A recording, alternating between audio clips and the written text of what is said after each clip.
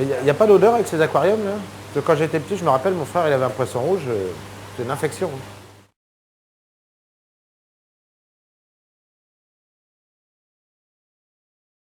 Les odeurs proviennent des aquariums dont l'eau n'est pas filtrée ni oxygénée. Vous pouvez soit changer l'eau tous les 3 jours, ce qui est assez fastidieux, soit installer un filtre et une pompe à air qui vous dégagera toute contrainte et toute odeur. D'accord, oui, c'est bien. J'ai lu dans un magazine qu'il y avait des pompes 2 en 1 maintenant qui filtrent et oxygènent l'aquarium en même temps. Qu'est-ce que vous en pensez, vous?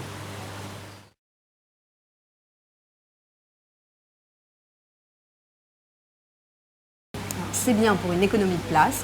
En revanche, elles ne permettent pas de bénéficier des dernières innovations en termes de silence ou d'économie d'énergie, par exemple. D'accord.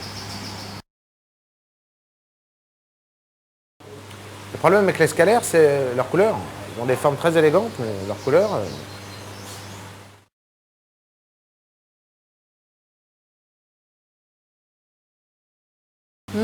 Alors, si vous voulez, nous avons d'autres poissons qui sont très beaux pour les couleurs, surtout avec les néons spéciaux, poissons tropicaux. Ils ont une grâce particulière, une nage très posée qui les rend très nobles. Vous voulez voir? Oui. Je vous montre.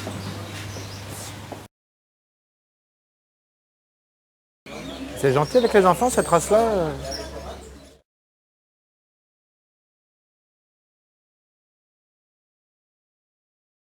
C'est l'une des races les plus douces et les plus tolérantes avec les enfants. Alors, vous pouvez regarder les articles parus sur racedechien.com et les témoignages des propriétaires sur les forums. D'accord. Vous voulez que je vous note l'adresse? Oui, je veux bien. Oui. Ouais.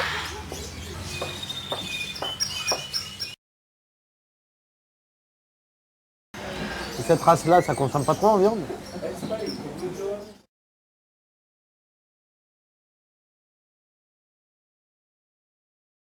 Alors, plus le chien est gros, plus il consomme naturellement. Même s'il existe des aliments plus économiques que d'autres, c'est sûr que c'est un budget qu'il faut prendre en compte.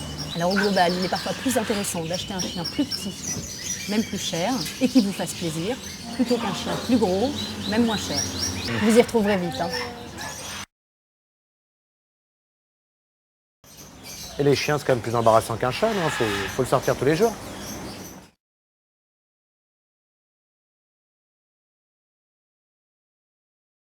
Ouais, c'est sûr, un chien est plus contraignant pour les horaires. Un chat est plus indépendant, donc plus autonome. De plus, avec les nouvelles litières, vous pouvez en espacer le remplacement, ce qui est vraiment plus pratique. Et ceux-là, ils chantent? Parce que ma mère adore le chant des oiseaux.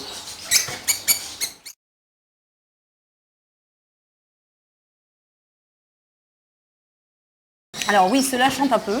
Il y a d'autres oiseaux qui chantent davantage et qui sont encore plus mélodieux, surtout en couple. Je vous les montre? Oui, Ouais. c'est bien. Alors vous voyez, c'est ceux-là. Ils sont dans la... Il est tellement mignon. C'est bien ça pour un gamin de 5 ans, non?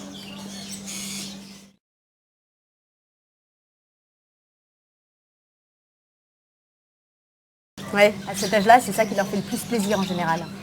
J'ai aussi un livre qui explique comment rendre son hamster le plus heureux possible. On m'a dit que ça grignotait tout, y compris les fils électriques. C'est pas un peu dangereux?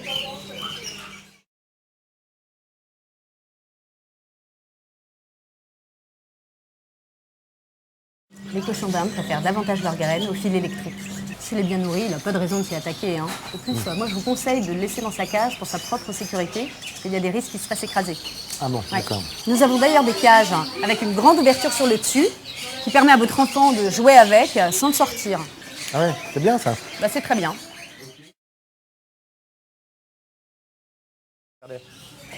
C'est important le pédigré, non? Ça permet de savoir si on a un chien de race. C'est rassurant, non?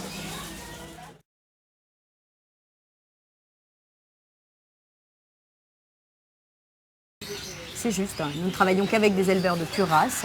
Nous ne sélectionnons chez eux que des chiens qui ne présentent aucun écart par rapport aux standards de la fédération. Pardon, c'est bien.